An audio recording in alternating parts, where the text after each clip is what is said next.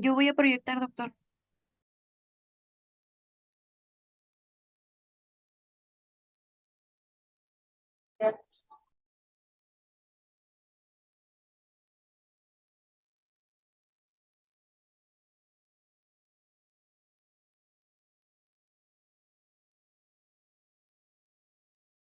Listo.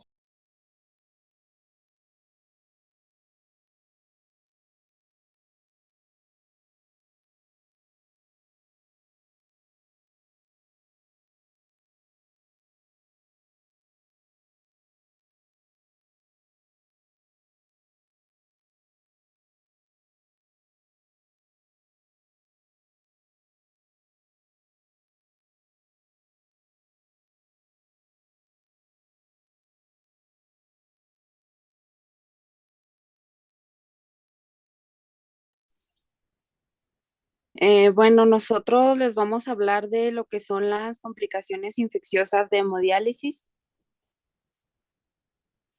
Primero, pues vamos a comenzar con que la hemodiálisis, pues es un tratamiento que resulta muy importante en el caso de los pacientes que tienen enfermedad renal crónica avanzada, porque esto pues es una herramienta cuando los riñones ya no pueden eliminar adecuadamente las toxinas y el exceso de líquido del cuerpo.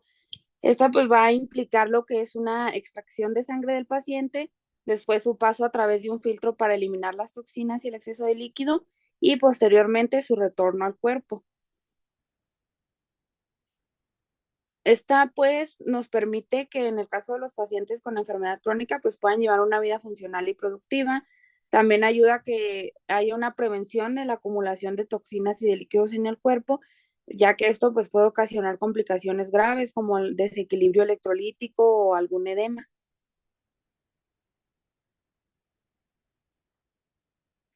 Pues las infecciones son una de las principales complicaciones que se encuentran en los casos de los pacientes en hemodiálisis, ya que estas pues afectan del 10 al 30% de los pacientes que están en este tratamiento pues cada año y es la segunda causa de muerte en pacientes con hemodiálisis después de los padecimientos de corazón.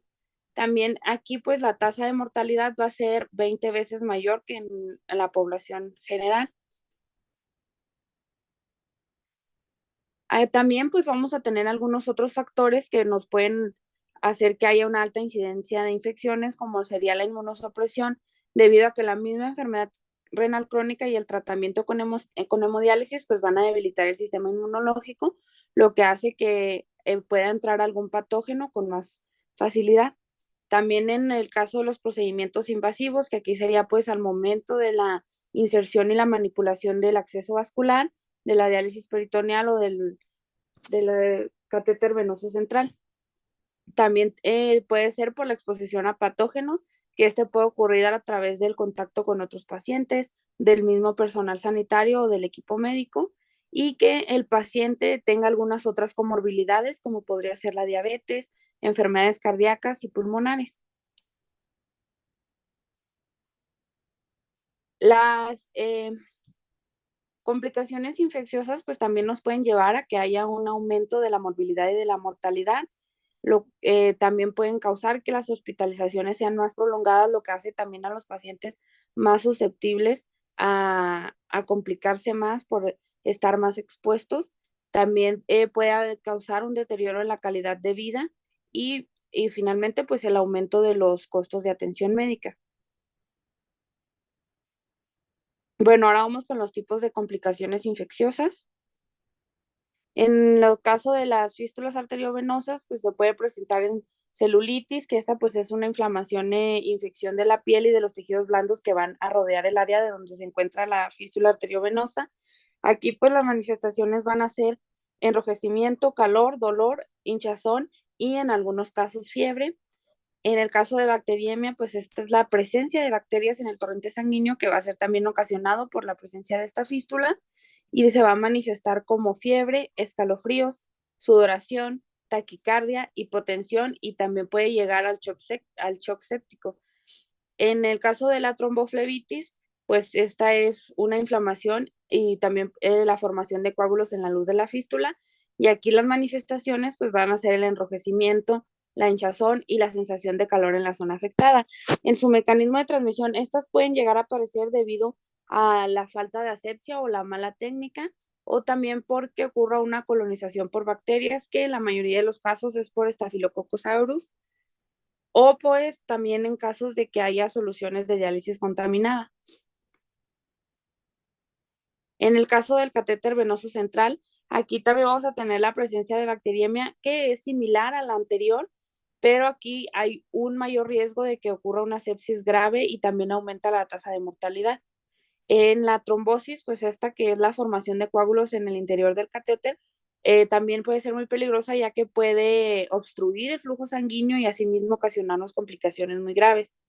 En la tunelitis, pues esta es una inflamación e infección del tracto subcutáneo por donde se va a insertar el catéter, y aquí vamos a encontrar manifestaciones como el enrojecimiento, dolor, exudado y fiebre. Y en los mecanismos de transmisión, pues vamos a tener que puede ser una contaminación al momento de insertar el catéter venoso central, también como en el caso anterior, que puede ocurrir por una colonización por bacterias o por la formación de una biopelícula, pues que esta va a ser una capa protectora que se va a formar ahí de microorganismos en lo que sería la superficie del catéter.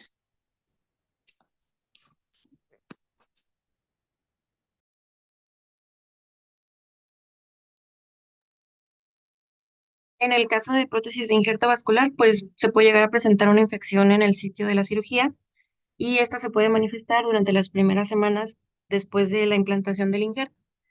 También una bacteriemia, que esta pues va a ser similar a la fístula arteriovenosa y al catéter venoso central, pero esto se va a presentar con menos frecuencia. Y una pseudoaneurisma, en donde se va a formar una bolsa normal en la pared del injerto, que esta puede llegar a romperse y después provocar una hemorragia interna. Dentro del mecanismo de transmisión, pues se puede dar por una contaminación durante la cirugía de la implantación, esto por falta de asepsia o por exposición a microorganismos durante el procedimiento, o por colonización de bacterias, que normalmente se presenta Staphylococcus aureus, Staphylococcus epidermis y Pseudomonas aeruginosa. En la peritonitis, como hemos visto en clases anteriores, pues esta va a ser la inflamación e infección del peritoneo. Se va a presentar en pacientes que realizan diálisis peritoneal. Los síntomas que van a presentarse son dolor abdominal intenso, náusea, vómito, fiebre, diarrea y también distensión abdominal. Y pues el mecanismo de transmisión va a ser por la contaminación del catéter peritoneal en la inserción, manipulación o soluciones de las diálisis contaminadas, o bien también por una perforación intestinal, que pues esta va a ser una complicación poco frecuente, pero sí va a ser grave, y pues aquí va a permitir el paso de bacterias al peritoneo. La neumonía se va a asociar principalmente a la aspiración de forma accidental de líquido o aire en la manipulación del circuito de hemodiálisis. Los síntomas que se van a presentar son fiebre, tos, dificultad para respirar, dolor en el pecho y expectoración, que en ocasiones puede tener contenido sanguíneo lento. El mecanismo de transmisión va a ser a través de aspiración accidental de líquido o aire en la conexión, desconexión del circuito de hemodiálisis, o bien por errores en la técnica de desaireación. También por contaminación del aire por microorganismos presentes en el ambiente o en el agua utilizada de la preparación de las soluciones de la diálisis. En la hepatitis B y C, pues esta se va a dar por una transmisión por exposición a sangre o bien a hemoderivados contaminados. La hepatitis B puede ocasionar una infección de forma aguda o crónica y puede tener un riesgo de cirrosis hepática o bien cáncer de hígado. Y en la hepatitis C, pues igualmente puede evolucionar una enfermedad hepática crónica con riesgo de cirrosis o bien carcinoma hepatocelular.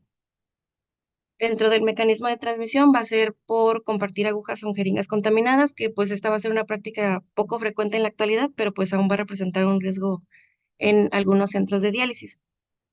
O también la exposición a sangre o hemoderivados en los procedimientos que son invasivos o bien por la manipulación inadecuada de material contaminado.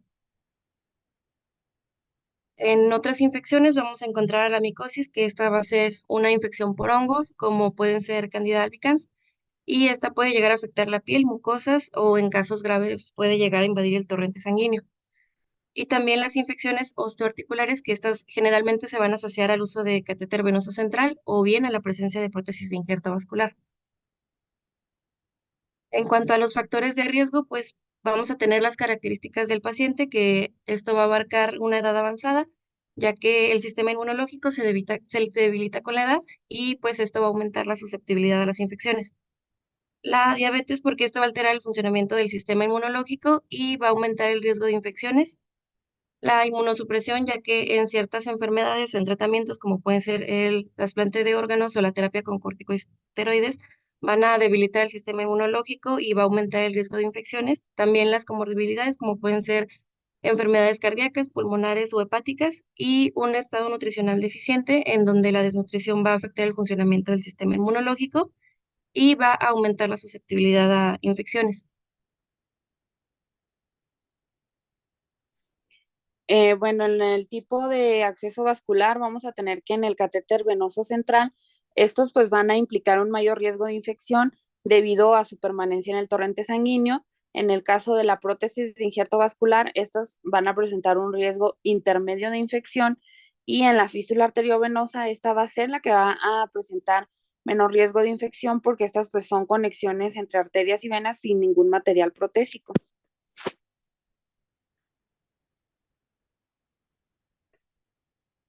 En el caso también de las técnicas de hemodiálisis, lo que nos puede llevar a que hayan infecciones puede ser también una manipulación inadecuada del circuito de hemodiálisis, que puede ser casos de errores en desconexión y desconexión, o que haya una falta de asepsia, o pues que se llegue a reutilizar el material que ya se encuentra contaminado.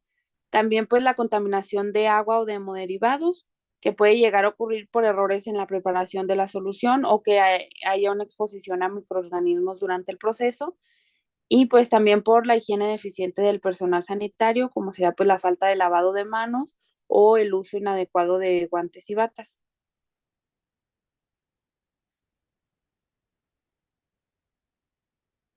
En otros factores, pues vamos a tener también el uso de antibióticos de forma inadecuada, porque esto pues puede llevar a que haya una resistencia bacteriana, lo que va a complicar aún más el tratamiento de la infección. También la falta de educación del paciente, ya que debemos asegurarnos de que el paciente comprenda los riesgos de la infección para que nos ayude con la prevención de la misma. Eh, Van a haber también algunas medidas que es importante que se pongan en práctica, como va a ser el lavado de manos frecuente, que tiene que ser antes y después de cada contacto con los pacientes, el uso adecuado de guantes y batas, que estas deben estar estériles en todo momento que se vayan a estar haciendo los procedimientos invasivos. También la desinfección de las superficies, estas deben estar desinfectadas regularmente con productos adecuados, y también pues el aislamiento de pacientes que ya estén infectados para evitar que haya una transmisión horizontal de patógenos. En el caso pues de la selección adecuada del acceso vascular, la primera opción pues siempre debe ser la fístula arteriovenosa, por lo que ya mencioné anteriormente de que esta tiene un menor riesgo de infección. En el caso del catéter venoso central, estos solo deben usarse si las fístulas arteriovenosas no son viables, y el uso pues debe ser temporal. Y en el caso de la prótesis de injerto vascular, esta va a ser una alternativa en pacientes con anatomía vascular completa.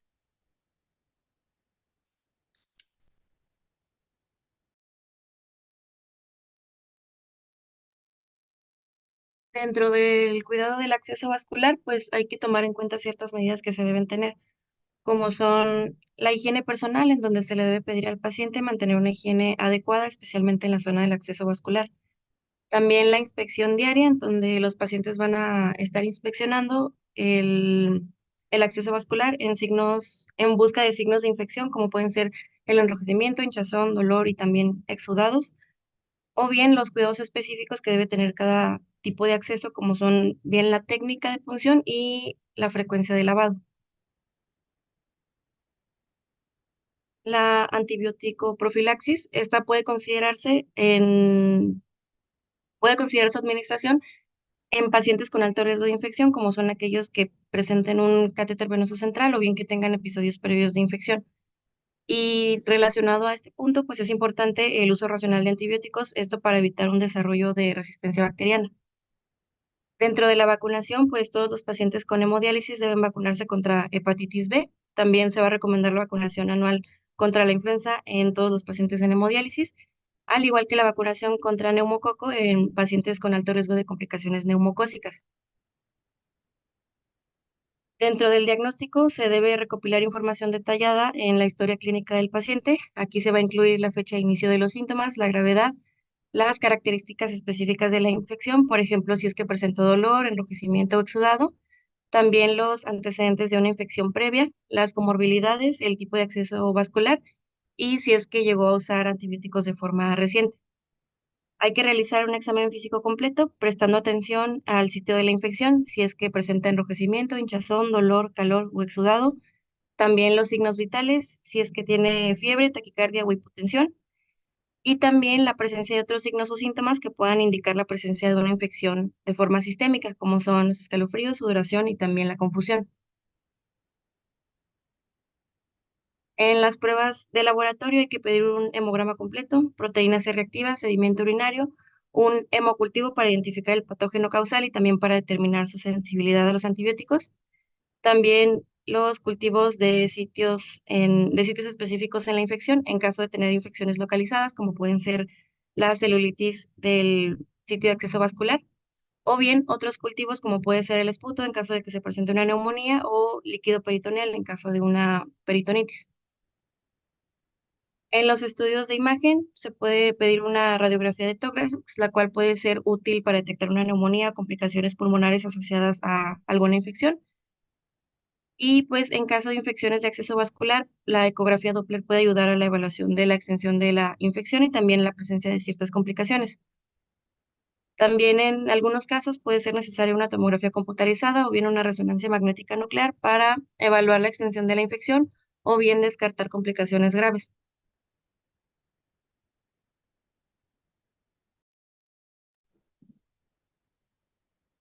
Bueno, en el caso del tratamiento, vamos a comenzar con lo que es la antibiótico-terapia, que este va a ser pues el pilar fundamental para el tratamiento en el caso de las infecciones bacterianas. El antibiótico pues va a ser seleccionado según el patógeno causal y también la sensibilidad antimicrobiana. Y la duración de este tratamiento pues va a depender de la gravedad de la infección y también de la respuesta que tenga el paciente. Aparte de los fármacos, también son muy importantes las medidas de soporte, como van a ser la hidratación, el control de la fiebre, también el soporte nutricional y la corrección de desequilibrios electrolíticos. En el caso del manejo del sitio de infección en la celulitis, pues aquí va a ser importante pues el uso de antibióticos vía oral y también lavados en la zona con solución salina. En la bacteriemia hay que quitar el catéter y administrar antibióticos vía intravenosa. En la trombosis, pues también va a ser necesario que se retire el catéter y en algunos casos, pues se va a requerir de intervención quirúrgica para eliminar el coágulo. En la peritonitis, pues hay que drenar el líquido peritoneal y también administrar antibióticos por vía intraperitoneal e intravenosa. Y en la neumonía, pues los deben administrarse antibióticos vía intravenosa y también brindarle al paciente soporte respiratorio si llega a ser necesario. Para la prevención de la recurrencia de infección es muy importante identificar y corregir los factores de riesgo que sean pues modificables, también reforzar las medidas de asepsia y educar al paciente en cuanto a la higiene personal y a cómo nos puede apoyar él para esta prevención.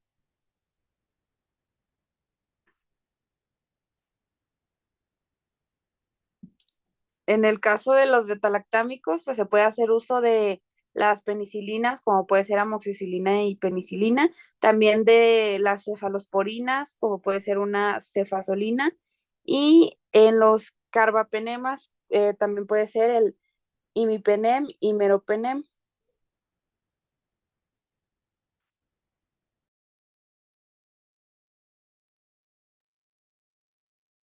Dentro del tratamiento con aminoglucósidos vamos a tener la gentamicina, que pues este va a ser el aminoglucósido más utilizado en la hemodiálisis.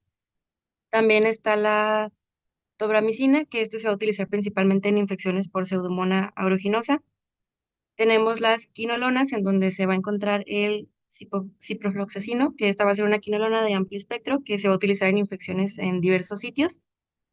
el levofloxacino, que esta va a ser otra quinolona de amplio espectro que se va a utilizar para tratar infecciones respiratorias y de la piel. En los glucopéptidos está la vancomicina, que pues este es el antibiótico de elección para el tratamiento de infecciones por Staphylococcus aureus resistente a meticilina.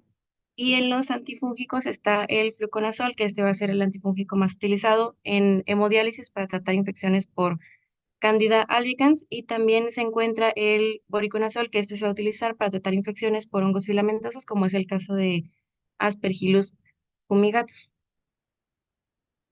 Dentro del monitoreo y el control de la infección, pues hay que tener vigilancia de signos y síntomas, en donde el paciente debe estar atento a cualquier signo o síntoma de infección, como puede ser fiebre, escalofríos, dolor, enrojecimiento, hinchazón o bien exudado. En caso de sospecha de infección, se debe realizar cultivos del sitio de infección para identificar el patógeno causal y también para determinar el antibiótico adecuado. La antibiótico-terapia debe ser específica para el patógeno causal y la gravedad de la infección.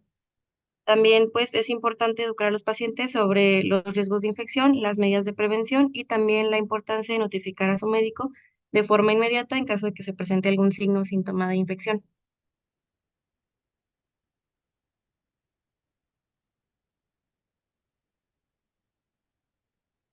Bueno, y ya para finalizar, en las nuevas tecnologías, pues hay que implementar protocolos para la prevención e infección de la hemodiálisis. También hay que capacitar al personal sanitario en la aplicación de estos protocolos. Se deben realizar auditorías periódicas para evaluar el cumplimiento de estos protocolos y pues hay que investigar y también hay que implementar nuevas tecnologías para prevenir las infecciones en hemodiálisis como materiales antimicrobianos para los catéteres o sistemas de filtración de agua más eficaz. Y ya esas son algunas de nuestras bibliografías y ya sería todo. Miren, ahí de las infecciones, también hay infecciones por VIH. Entonces, también hay infecciones por contaminación del agua, o sea, hay brotes de infecciones en las hemodiálisis porque el agua está contaminada o porque hay materiales contaminados. Entonces, cuando haya una infección de este tipo en una hemodiálisis, pues se tiene que hacer un estudio amplio, no solo nomás con el hemocultivo, ¿verdad? Sino identificar el origen de donde se está contaminando el paciente. Cuando un paciente, pues obviamente se le moja su parchecito para su catéter, pues ahí pues no hay tanto pierde, ¿verdad? Pero cuando son múltiples pacientes con el mismo patógeno, sí hay que hacer una investigación más amplia. El ecocardiograma tiene una relevancia bastante importante para descartar una endocarditis y ver si no tienes vegetaciones. Este, y obviamente, pues a veces la cirugía corazón abierto para el retiro de la vegetación, pues llega a pasar, ¿va? Es de las principales causas de mortalidad en las unidades de hemodiálisis. Por eso, pues siempre hay que priorizar la fístula, que es la que menos complicaciones infecciosas tiene. De los estudios que propusieron, también, bueno, no de los estudios, sino hay que buscar cuáles son los bichos más frecuentes en las unidades de hemodiálisis. Ya mencionaron uno, el Staph aureus, pero también está el Streptococo, Staph epidermidis, este, hasta Pseudomonas llega a haber. ¿Sale? Se comporta un poquito diferente en la población a las endocarditis normales, a las endocarditis por hemodiálisis en cuanto a los bichos, ¿verdad? Que se pudieran presentar. Los hongos son medio raros aquí en la hemodiálisis, pero sí se llegan a presentar.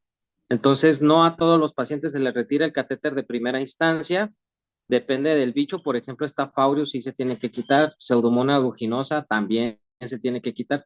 Obviamente se da tratamiento, pero sí se tienen que retirar los catéteres. Hay otros también, como la burcordelia, ay, no, ahorita no recuerdo el nombre, pero hay varios, pero no todos se quitan de primera instancia. ¿Hasta aquí tienen alguna pregunta o duda?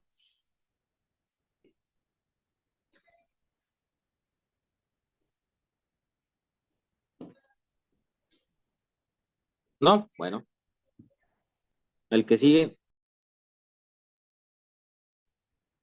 ¿Me puede pasar el host también, doctor, por favor?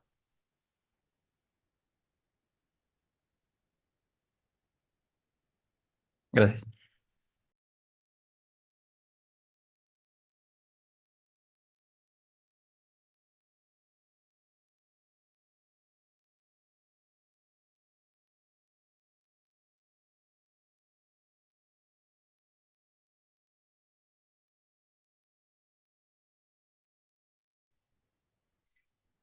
Buenos días, nosotros les vamos a hablar acerca de las complicaciones cardíacas en hemodiálisis. Bueno, como breve introducción, pues aquí los avances tecnológicos de hemodiálisis han hecho que este procedimiento sea cada vez más seguro, pero más sin embargo existen complicaciones cardíacas. Bueno, empezando con la primera complicación cardíaca es la hipotensión intradiálisis. Esta, bueno, es la complicación más frecuente, con una incidencia que varía según pues el 5 al 40% de los tratamientos, dependiendo también de la población estudiada y de la definición utilizada. Bueno, esta se va a definir como una disminución en la presión arterial sistólica de más de 20 milímetros de mercurio, o una disminución en la presión arterial principal de 10 milímetros de mercurio. Aquí se van a asociar los siguientes signos y síntomas, que es bostezos, incomodidad abdominal, suspiros, náuseas, vómitos, calambres en los músculos, nerviosismo, mareos o desvanecimiento, o también pues el paciente puede presentar ansiedad. Siguiente, por favor. En la fisiopatología, pues de la hipotensión intradiálica, esta se va a dar una interacción compleja de factores, ya pues incluyen el volumen circulante, la velocidad de eliminación de los líquidos, también aquí entra la velocidad del relleno del espacio intravascular. Más sin embargo, pues aquí lo más común es que la hipotensión intradiálica pues se debe a una alta ganancia de peso, interdiálisis, y esto va a precisar una ultrafiltración, que aquí pues va a superar la tasa de llenado intravascular y pues va a resultar de una disminución relativa del peso del volumen intravascular. Lo que se recomienda es que sea de 1 a 2 litros entre cada sesión, para evitar que lleguen a tener esta complicación de hipotensión en la hemodiálisis. Y bueno, los datos recientes demuestran que hay un mayor riesgo de muerte a medida que aumenta la tasa de filtración. Bueno, aquí también mencionaba que hay algunos pacientes que tienen más riesgo, por ejemplo, las mujeres, los ancianos con hipertensión sistólica aislada, los diabéticos y aquellos con neuropatía autonómica documentada o cardiopatía. Siguiente. Aquí pues mencionaba que hay prevención e intervención. Aquí pues una manera de prevenir esto es aumentar la osmolaridad sanguínea. Esto se puede hacer con un suero hipertónico salino intravenoso, o también con albúmina, pero aquí mencionaba que antes de eso se tiene que tomar el peso seco del paciente. Esto puede causarle al paciente sed o aumento de peso. Otra prevención que tenemos es enfriar la solución de diálisis a 35.5 grados centígrados. Esto pues para estimular el sistema nervioso simpático del paciente, y así se van a estrechar los vasos sanguíneos. Esto va a aumentar el flujo y la contractibilidad cardíaca. Mencionaba que el proceso de diálisis va a aumentar la temperatura corporal.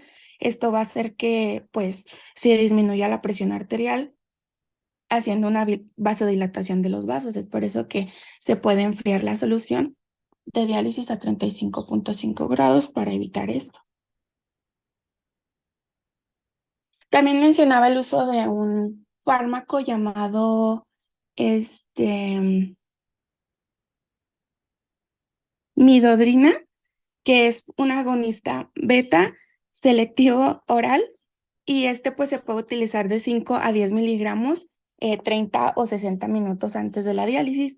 Esto pues se va a utilizar como terapia preventiva y es útil en los pacientes con, como ya mencioné, disfunción autonómica o hipotensión persistente, ya que pues va a mejorar la presión arterial intradiálica.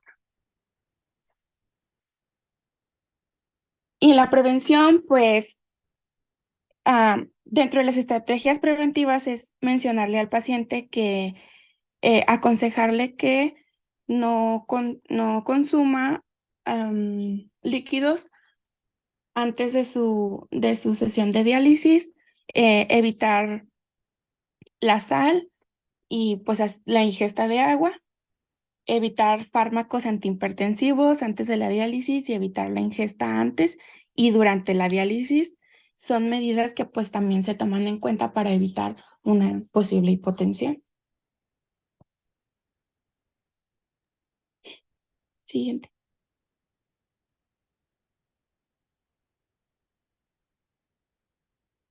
Bueno, continuando con la siguiente complicación es la hipertensión durante la sesión de hemodiálisis. Bueno, sí me escucho, ¿verdad?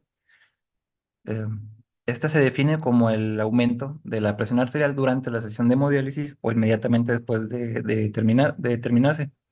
Bueno, mencionaba el artículo que leí que aún no existía una definición aceptada tal cual, pero sin embargo en el artículo nos mencionaba los siguientes valores, que para establecerse hipertensión se podía presentar un incremento de la presión arterial media mayor a 15 miligramos de mercurio durante la sesión de hemodiálisis o durante dos terceras sesiones de las últimas 12 o un incremento de mayor de 10 miligramos de mercurio durante la sesión de hemodiálisis en 4 de 6. Eh, no se conoce su epidemiología exacta, ya que pues, no mencionó el artículo también que no se había dado aún los estudios correspondientes ni se le había prestado la atención todavía así tal cual. Sin embargo, se estima que hasta un 15% de los pacientes se va a ver afectados con la hipertensión, sobre todo pacientes de edad avanzada, de bajo peso o que tengan polimedicación hipertensiva, así como también bajos niveles de creatinina sérica.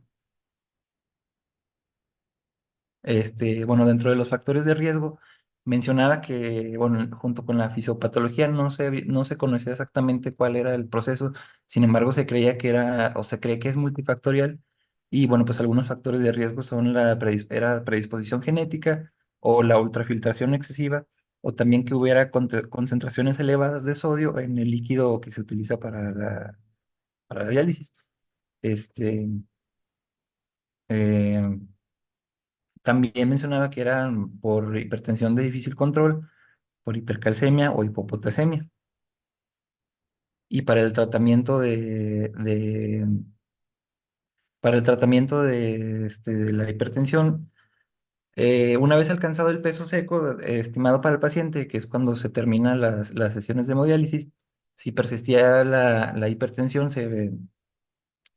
bueno, decía el artículo que se planteaba utilizar para optimizar el tratamiento con bloqueantes del sistema nervioso simpático o del sistema renina-angiotensina-aldosterona. Mencionaba que iba a ser el carvedilol.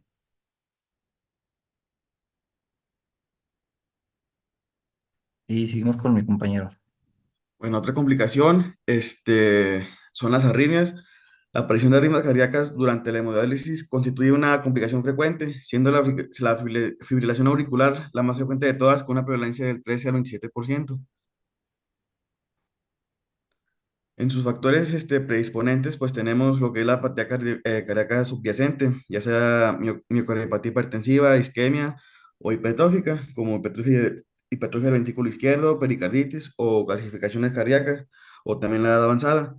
En los factores dependientes de la hemodiálisis, tenemos cambios bruscos en el potasio sérico, calcio, magnesio y pH séricos. Esto pues es como más que nada la hipopotasemia, la hipomagnesemia, una alcalosis intradiálisis. Otros factores son la hipoxia, la ultrafiltración elevada o el uso de fármacos como la digoxina. Bueno, en el cuadro clínico, pues va a depender de la rapidez del inicio del trastorno del ritmo o el ritmo cardíaco o la patología cardiovascular. Vamos a tener pacientes asintomáticos o asintomáticos. En los asintomáticos se va a completar el estudio hoy y actuar sobre factores predisponentes que predisponen su aparición. En los sintomáticos se inicia tratamiento específico para mantener el control de la frecuencia cardíaca según es de práctica clínica. Y cuando hay presencia de fibrilación auricular, el inicio de la anticoagulación se valora en función de riesgo-beneficio de forma individualizada, ya que en comparación con la población en general, se presentan más complicaciones hemorrágicas. Con la siguiente, por favor.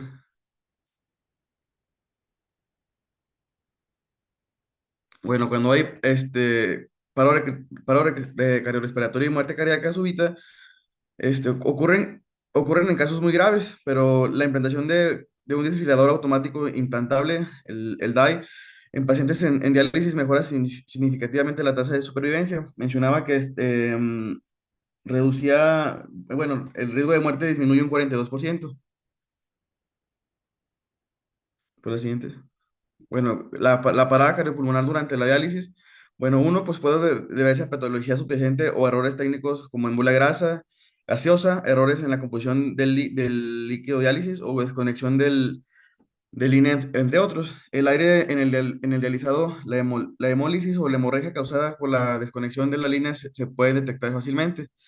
Sin embargo, si no se puede identificar una causa obvia, la sangre no debe retornarse.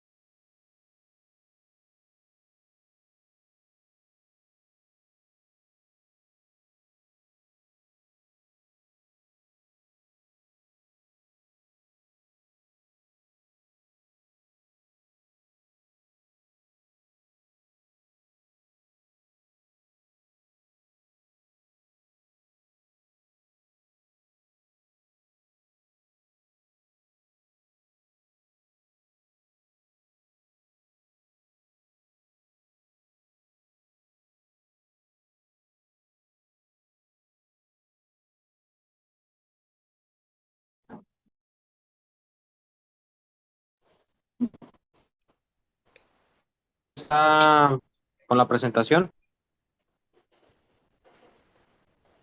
Déjenos que entre mi compañero para que nos la proyecte. ¿Quién oye? Nada más que entre mi compañero Dan, es el que la está proyectando. Ah, ok.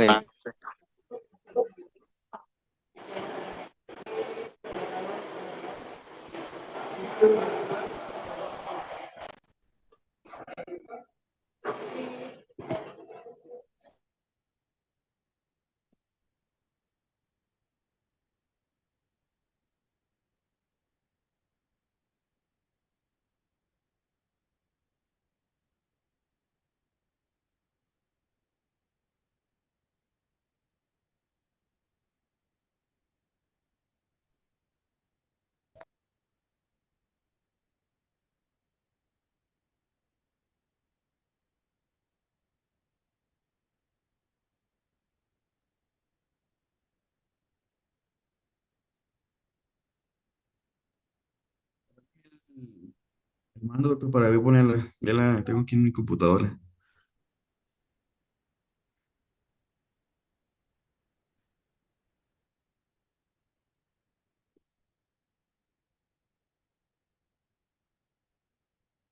¿Me puedo volver a pasar el host, por favor?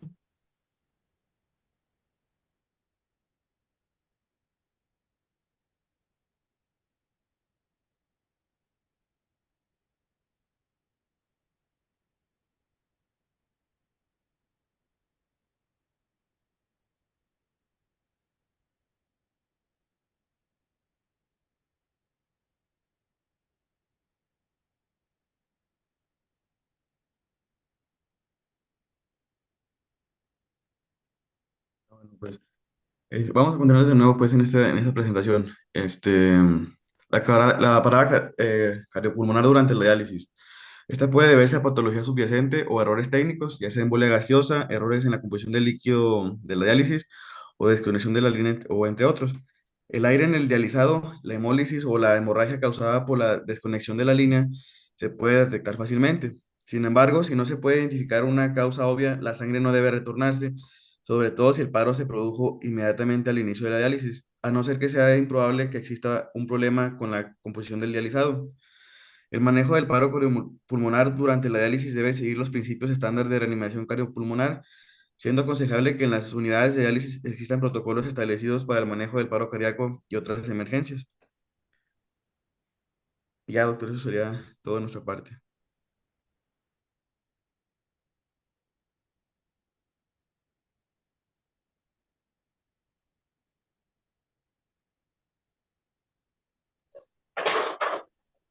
¿Dudas, preguntas, chicos?